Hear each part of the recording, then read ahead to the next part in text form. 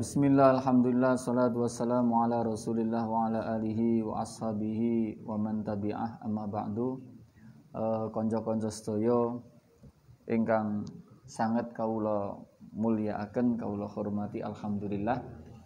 Malam ini merupakan satu kebahagiaan bagi kita semua bahwa insyaallah kita semua mendapatkan dipilih oleh Allah untuk menjadi orang yang insyaallah menjadi orang yang baik. Mayuridillahu bi khairan yufaqihu fiddin. Ketika kita itu dikehendaki Allah menjadi orang yang baik, maka dimudahkan kepada kita untuk belajar agama, untuk memahami masalah fikih, belajar agama. Nah, itu berarti kita insyaallah dikehendaki oleh Allah menjadi orang yang baik. Nah, terus yang kedua, kita bersyukur lagi bahwa kita dalam satu kelompok yang baik, di mana kalau dalam Al-Quran itu innalladzina amanu wa taba'athum dzurriyyatuhum biimanin alhaqna bihim dzurriyyatuhum. Ketika seseorang itu beriman, kemudian keturunannya itu juga beriman, maka alhaqna bihim dzurriyyatuhum, maka itu nanti akan diketemukan lagi. Jadi ketika kita itu mengikuti satu jalur, ini dzurriyah itu bisa dalam arti dzurriyah fil ilmi. Kalau guru saya dulu menerangkan dzurriyah fil ilmi dan dzurriyah fin nasab. Keturunan itu bisa keturunan dalam sisi nasab, bisa keturunan dalam sisi ilmu. Artinya ketika kita itu mengikuti satu jalur, satu garis, ilmunya seorang guru, maka itu nanti kita akan diketemukan dengan guru-gurunya tersebut sampai bersambung kepada Kanjeng Nabi Muhammad Sallallahu Alaihi Wasallam. Maka dari itu ketika seseorang itu tidak mempunyai nasab ilmu kepada seorang guru, maka bisa jadi mungkotek, terputus. Artinya kalau terputus maka dia nanti akan tidak jelas iki nasabe nang ndi. Nah, jadi akan diketemukan itu sulit. Makanya mudah bagi kita nanti untuk mengikuti kepada seorang. Misalkan kalau kita sudah, kalau guru saya dulu berwasiat, wis pokoknya kita itu ikut kepada Mbah Hashim, ikut di dalam Nahdlatul Ulama, itu sudah memudahkan kita masuk dalam kategori yang diikutkan sebagai dzurriyyah beliau.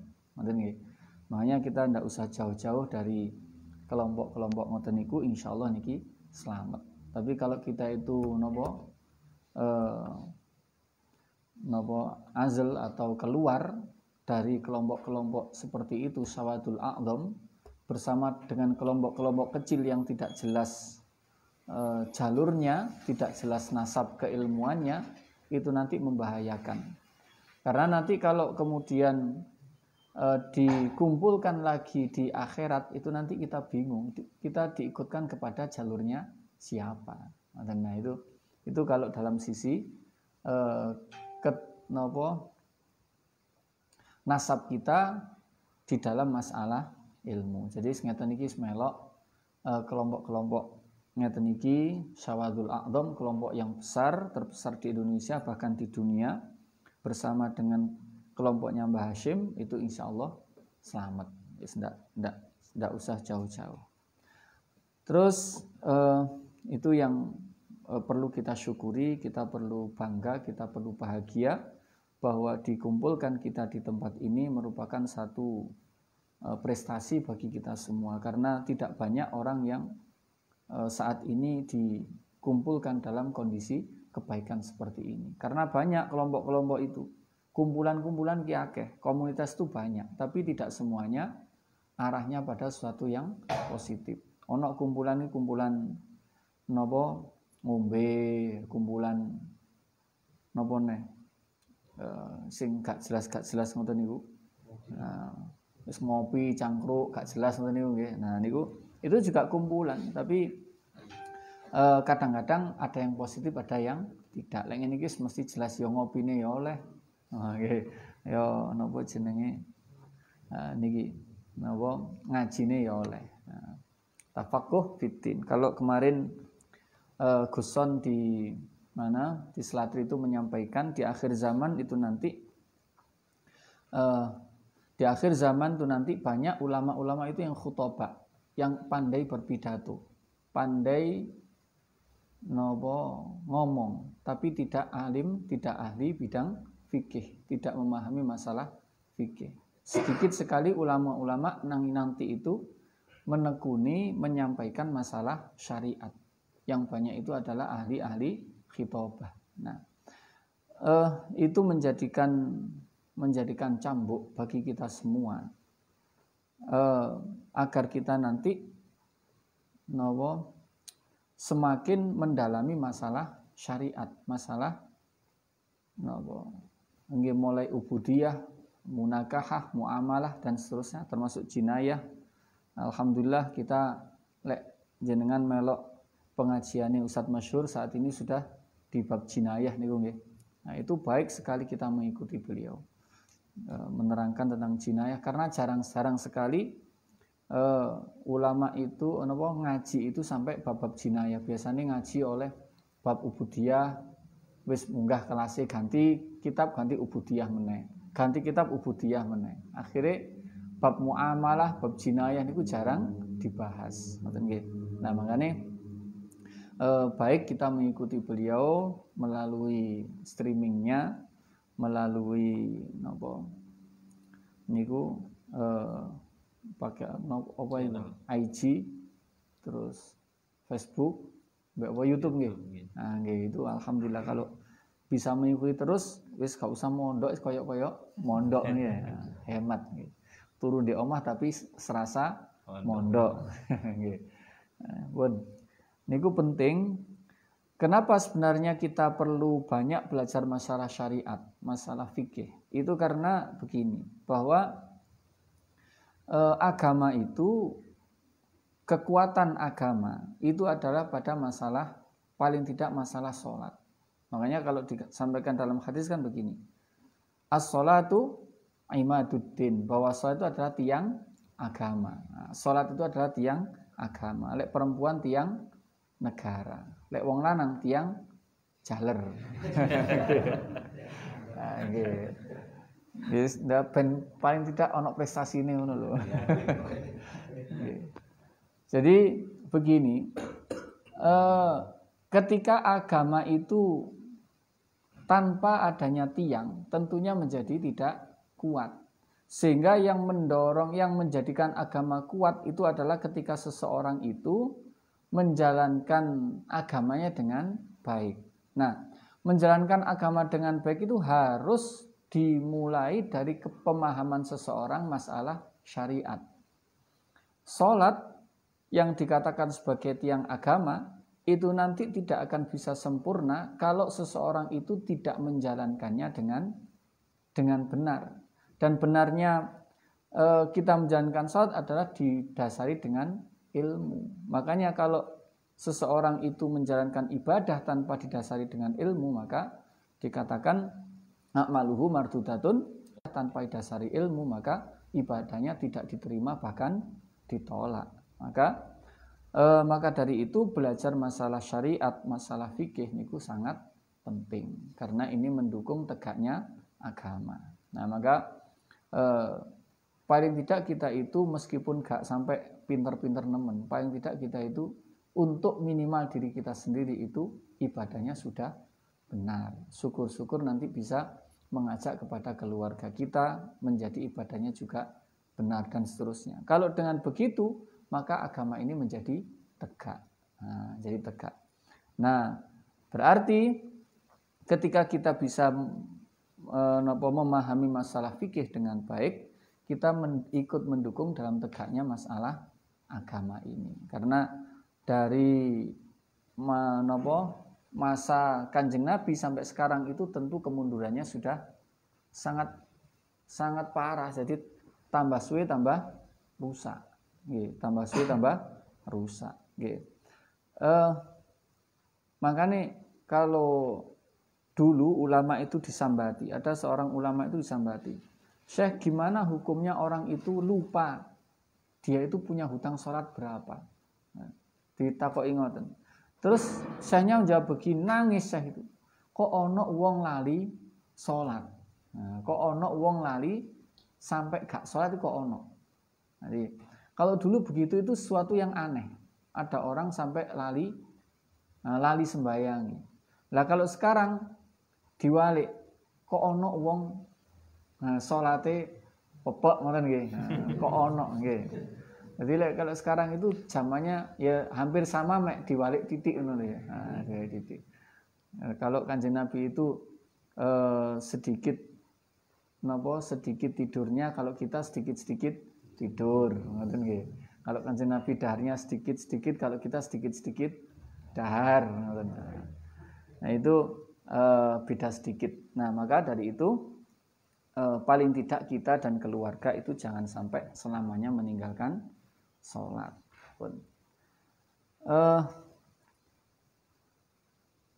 Kitabul Janaiz, saya ingin menyampaikan masalah jenazah karena ini agak penting.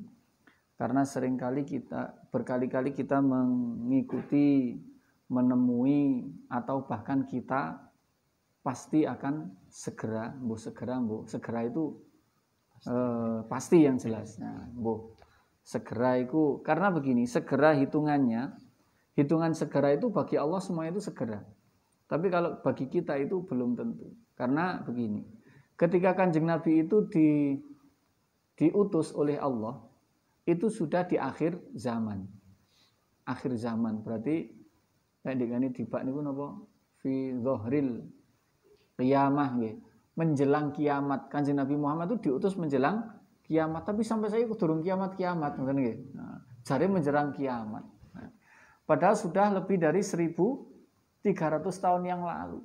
Kanjeng Nabi itu diutus sampai saat ini, pada waktu itu sudah menjelang kiamat. Sampai saya kok durung kiamat. Lah memang begini. Yang pertama bahwa hitungan masa di akhirat dengan masa di dunia itu tidak sama. 1 hari di akhirat itu 1000 hari di dunia.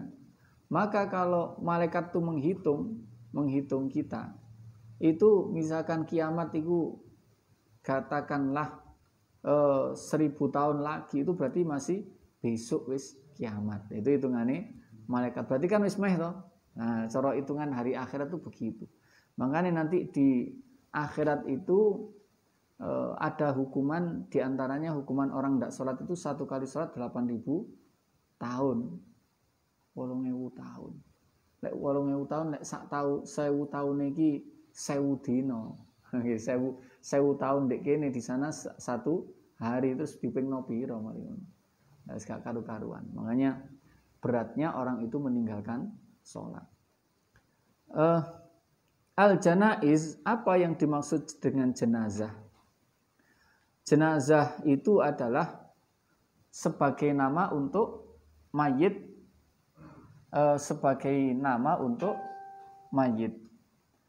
Wa amma terus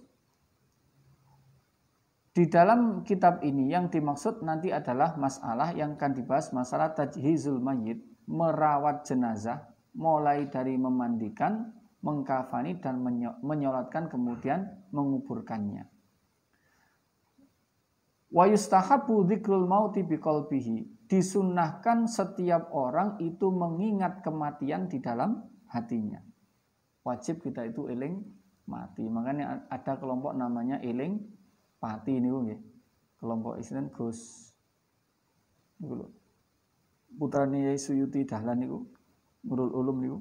Nah, majelis eling pati. Nah, itu mengingatkan kita setiap saat untuk eling masalah kematian. Ya apa meneh bakale mati. Jadi, terus kemudian disunahkan pula kita al-isti'dadu lahu bitaubah. Wah, disunahkan untuk mempersiapkan diri untuk kematian dengan cara taubat. Jadi siap-siap itu bukan tuku kafan, duduk ngeduk kuburan, tapi dengan cara taubat. Nah, kok lapo kok tuku kafan bareng, aku mau ngaji. Jadi ini disunahkan untuk mempersiapkan kematian, wis gak usah. Wis kula wis wae mati kula ana sing nukokno. Nggih. Nggih kapan uno murah kapan. Nggih. Mempersiapkan dengan cara taubat. Wal maridu aula bil wasiyati wa tahsini dzannihi billah. Dan untuk orang yang sedang sakit itu lebih utama dia membuat wasiat. Kemudian memperbagusi persangkaannya kepada Allah, berbaik sangka kepada Allah. Nah, itu masalah kematian. Kenapa ini saya sampaikan? Kita berkali-kali derekno orang meninggal. Ngeterno nang kene kuburan, ambek guyon. Nggih. Mbek guyon, mbek ngomongno bal-balan dan seterusnya nggih. Nah, kira-kira ngene iku pernah ndak bayangkan kita saiki awakmu, saiki aku sesuk sira ngono ya tulisannya, atau saiki awakmu ben aku, kira-kira kita bayangno kita yang digotong ngono tahu ora? Kira-kira gak tahu nggih. Nggih. Wis kira-kira wis koyo ngono rasane. Nah, itu perlu kita itu mengingatnya. Terus wa yukrahu tamanni al mauta bila khaufi fitnatin fid dini. Dimakruhkan kita itu menginginkan kematian tanpa ketakutan kita akan fitnah masalah dunia. Jadi lancen memang benar-benar ada fitnah dunia yang sangat besar, maka kita itu boleh berharap kematian. Boleh, tapi hukumnya pengen mati itu makruh. Ujar ini kok ngiling-ngiling mati, pengen mati kok makruh, ini serepot. Kon ngiling-ngiling mati tapi pengen mati gak oleh. Nggak boleh, pengen mati itu nggak boleh. Gak usah pengen nek wayahe mesti teko. Nggih. Adabul muhtador. Jadi niki juga perlu saya sampaikan bahwa kita itu penting mengetahui masalah ini karena bisa jadi kita itu keluarga kita yang meninggal. Jangan sampai kita punya keluarga justru orang lain yang mempedulikan. Di sing repot ndek ngarep napa jenenge bapake mati sing ngrumati wong liya, anake repot beleh sapi. Mburi ngene nggih. Nah, itu enggak pantas blas nggih. Jadi kita itu perlu mengetahui bagaimana caranya ketika kita menemui orang yang meninggal. Adabul muhtador, tata cara atau adab orang yang hampir mati.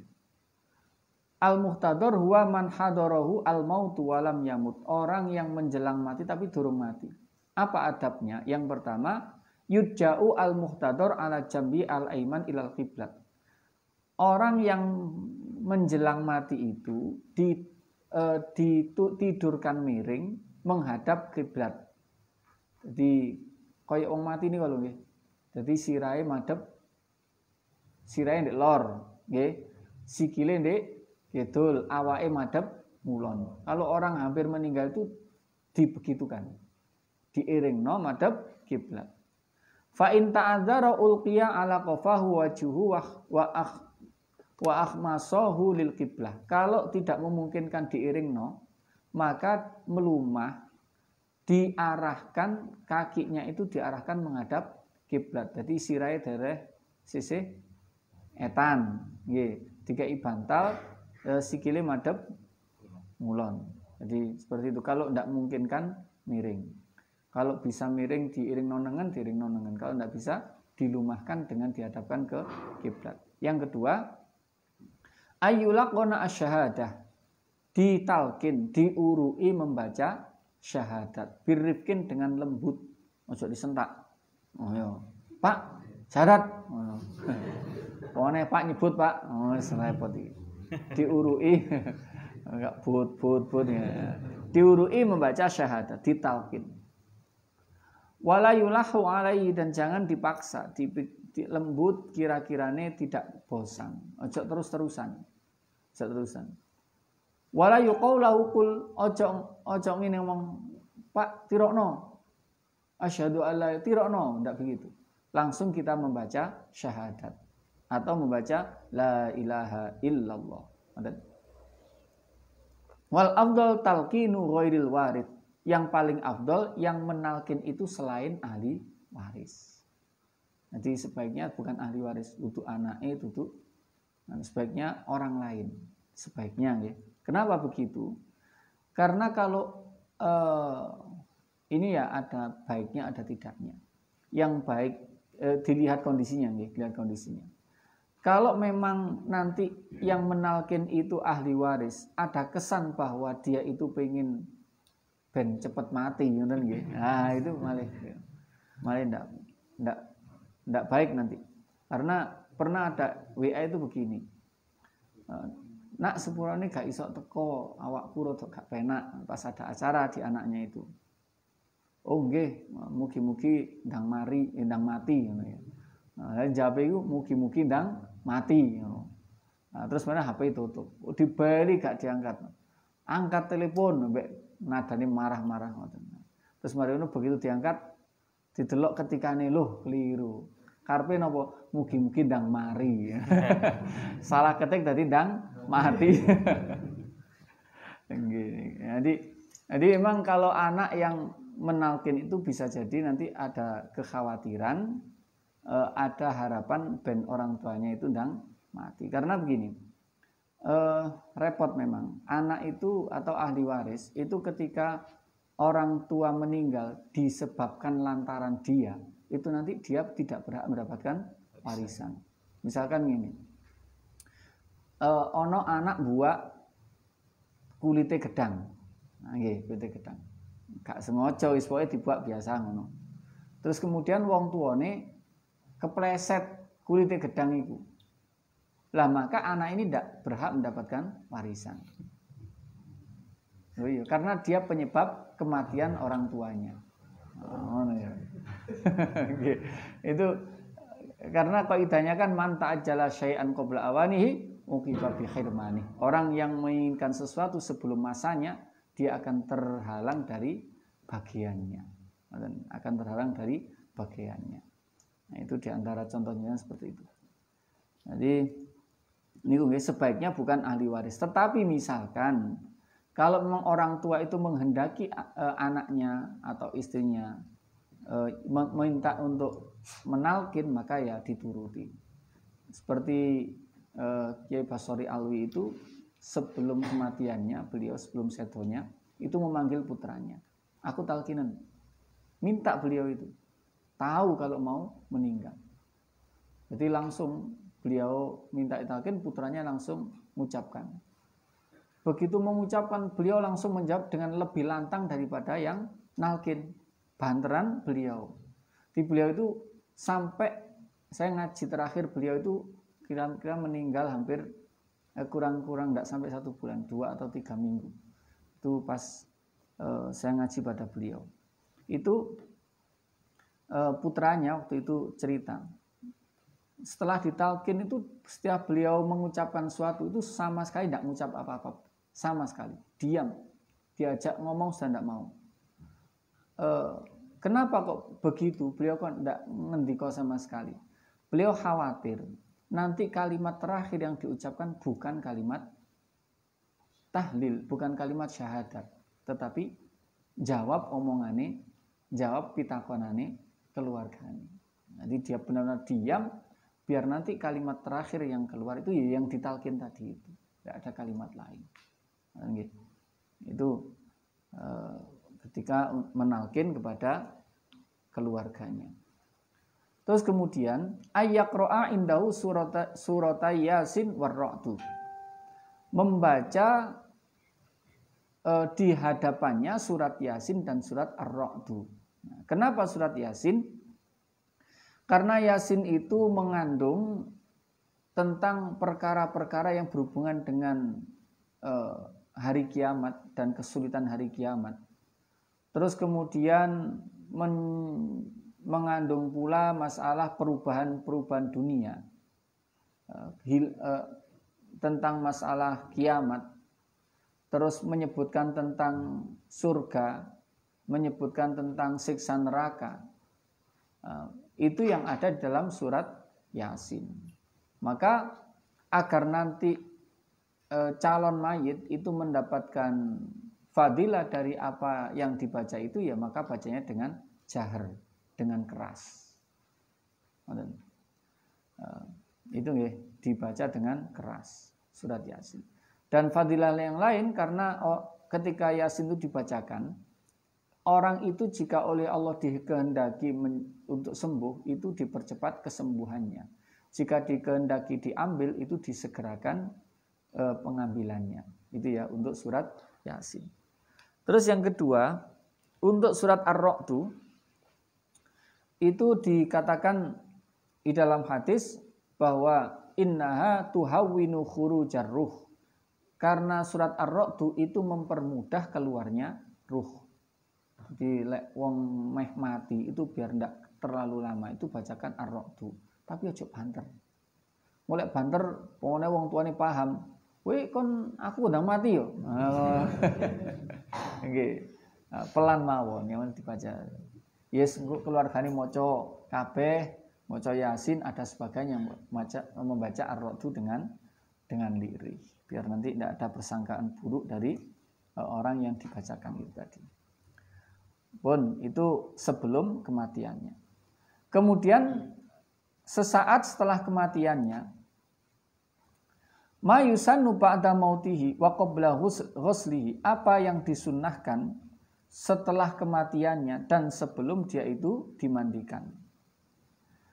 Yang pertama taghmidu ainaihi, menutup kedua matanya. Jadi mripate diremno. Ya.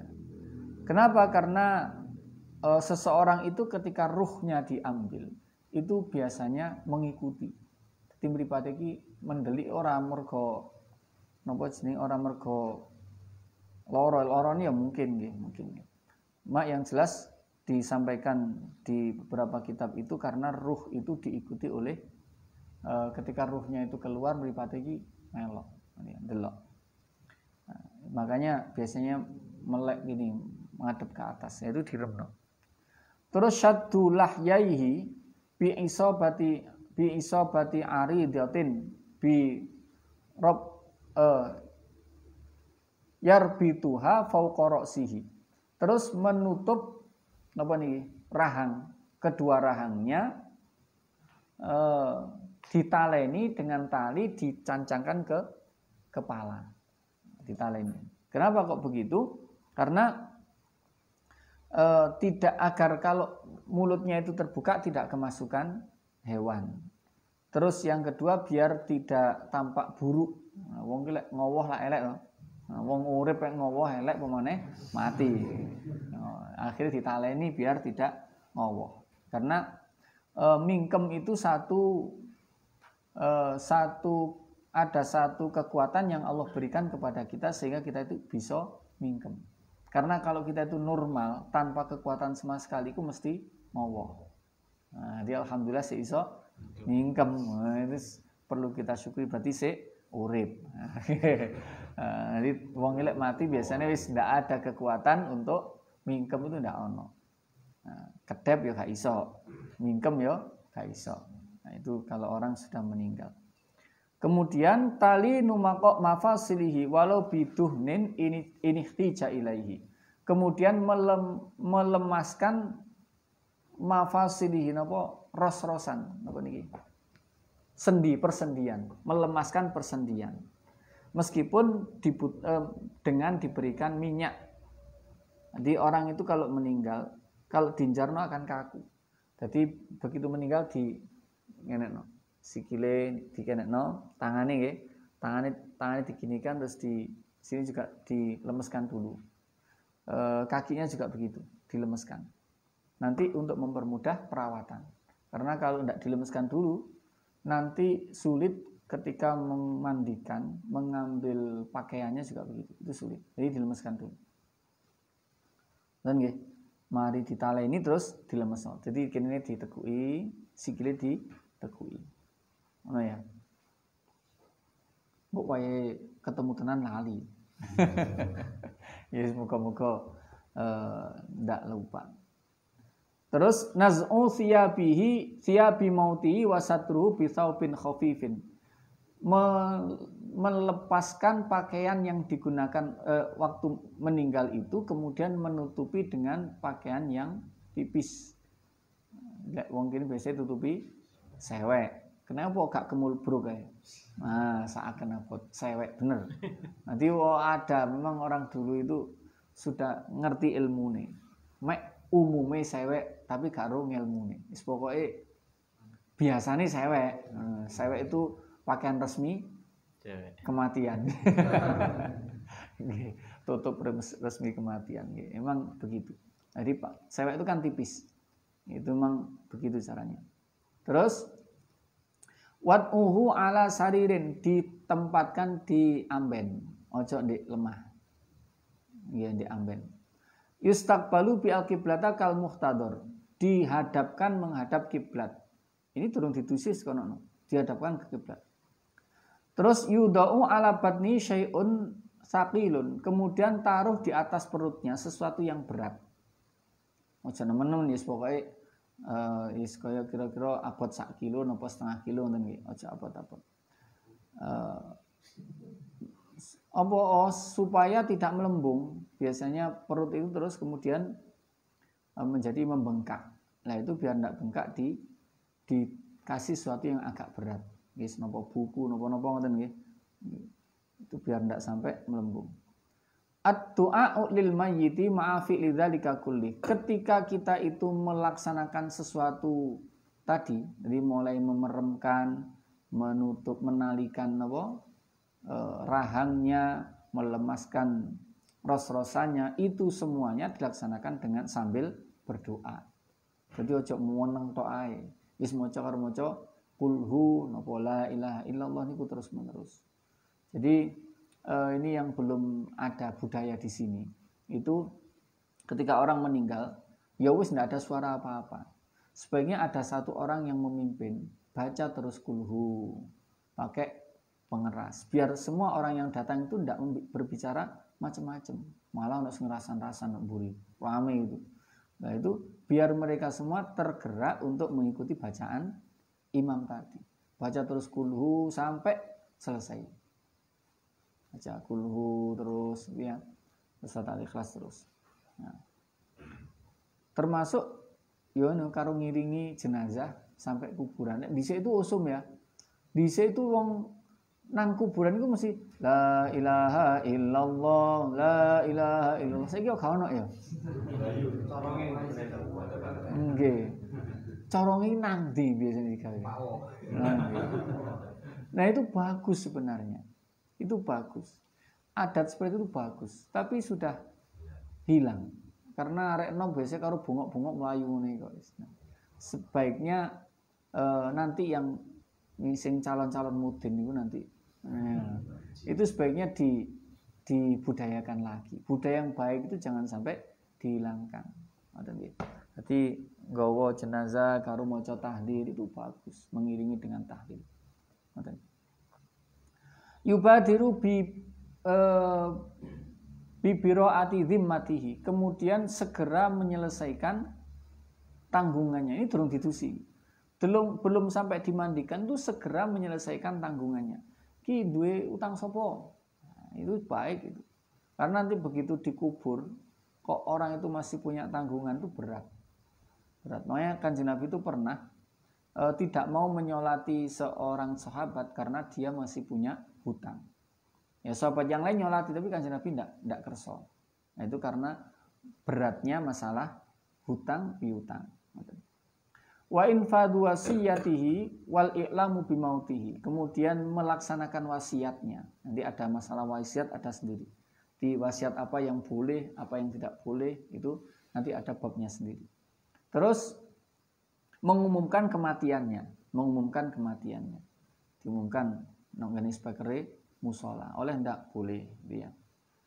Nah, terus al-mubadarah bitajhizihi wa yubta'u bi ghuslihi. Kemudian segera merawatnya dimulai dengan memandikan. Nah, istilah wong kene wis bener niki. Wis bener.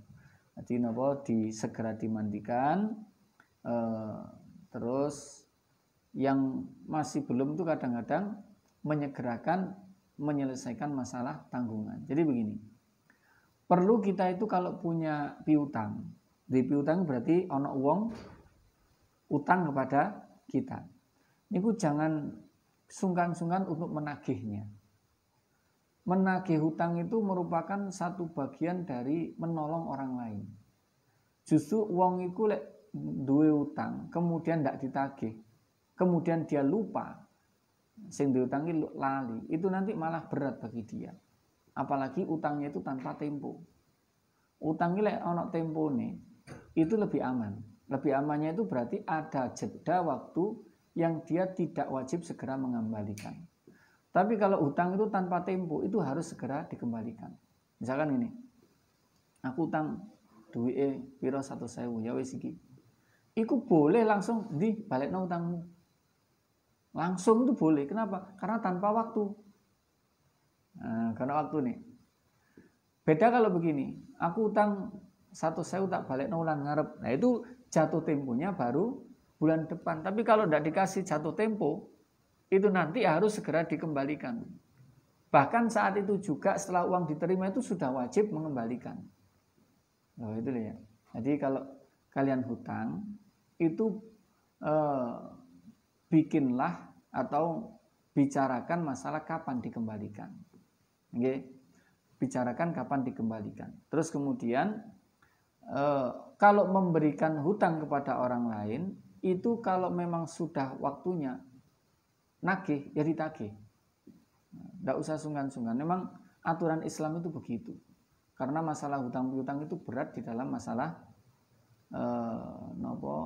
nanti ruh kita itu nanti tergantung, tidak langsung diterima oleh Allah ketika orang itu masih punya tanggungan hutang.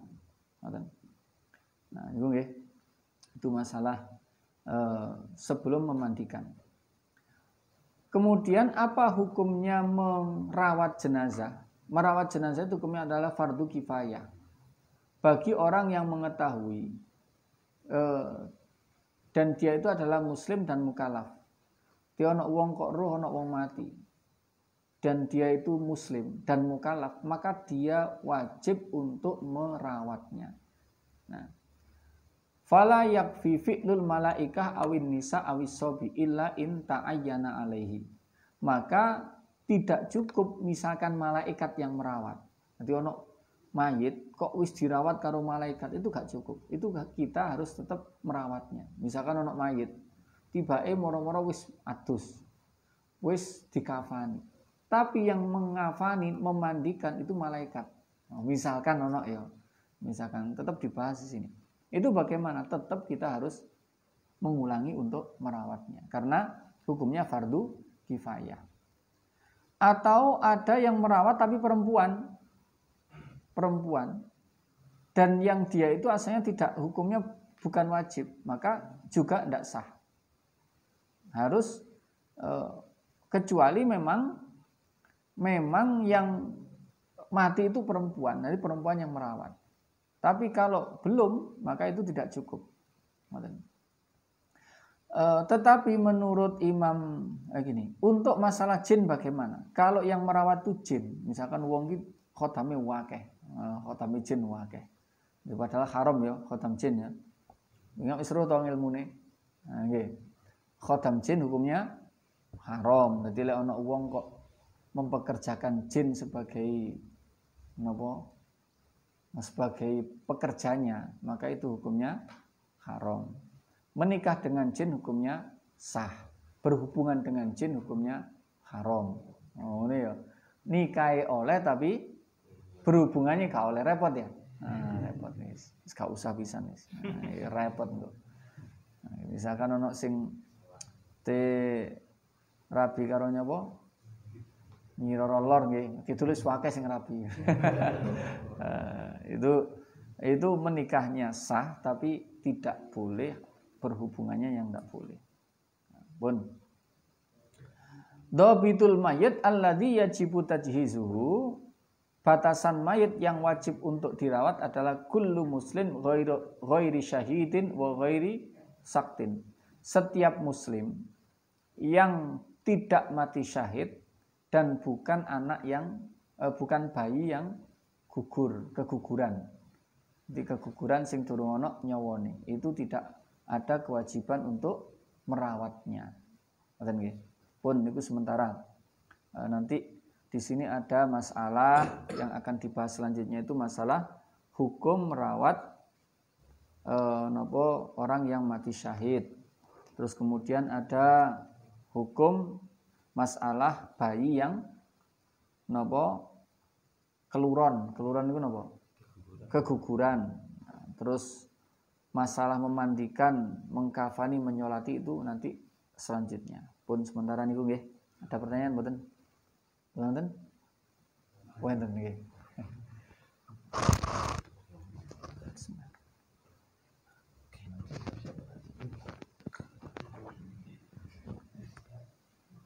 Ono apa nih? Langsung. Bismillahirrahmanirrahim. Assalamualaikum warahmatullahi wabarakatuh. Waalaikumsalam warahmatullahi wabarakatuh. Kalau wau dipun terangaken tiang badhe seda nika dituntun ditalkim. Terus saumpami kata-katane niku dereng nutuk, lekne mengucapkane niku saumpami mawon conone la ilaha illallah Muhammadar Rasulullah.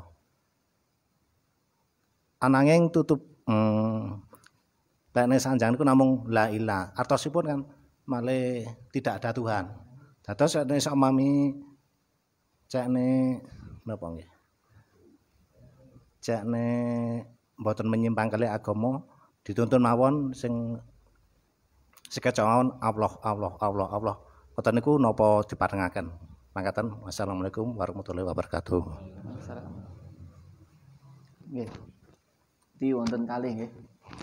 Yang pertama ngeten bahwa boleh menuntun dengan kalimat Allah niku boleh.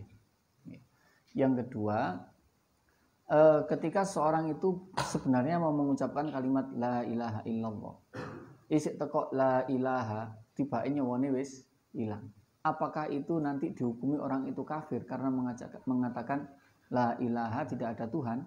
Nah, tidak. Jadi banyak ulama menyatakan tidak.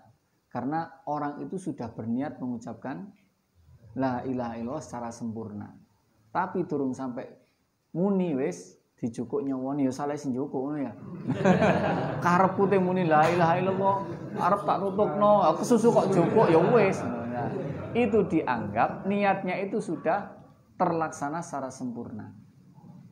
Dan nggih. Jadi sudah terlaksana secara sempurna.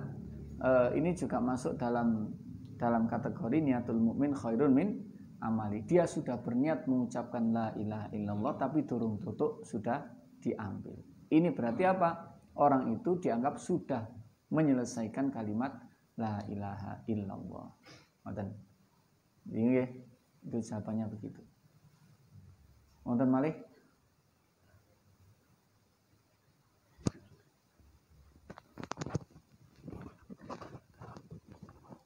Tiang seda ingkang sampun pinten dinten utawa pinten jam dados menika kaku.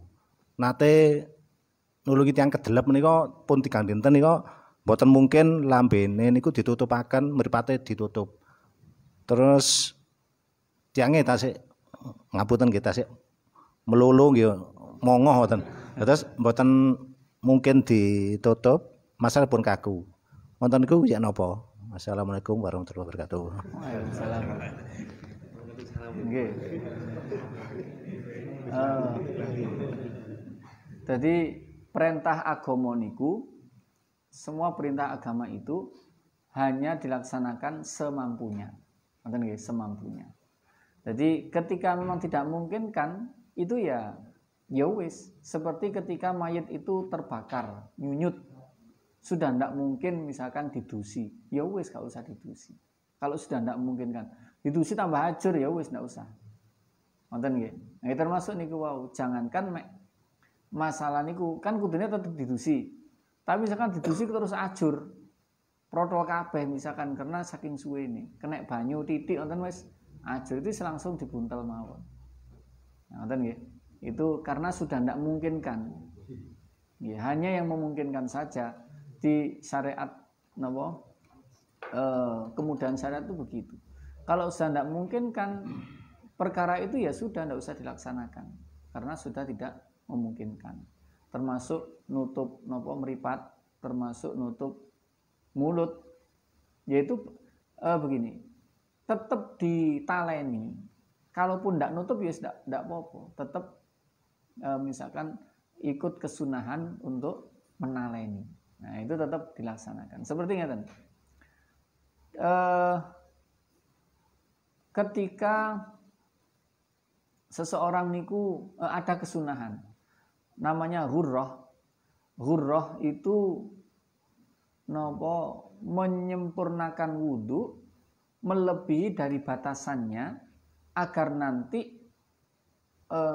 di akhirat itu orang itu nopo perkara yang dilebihkan itu menjadi lebih bercahaya. Kayak ini.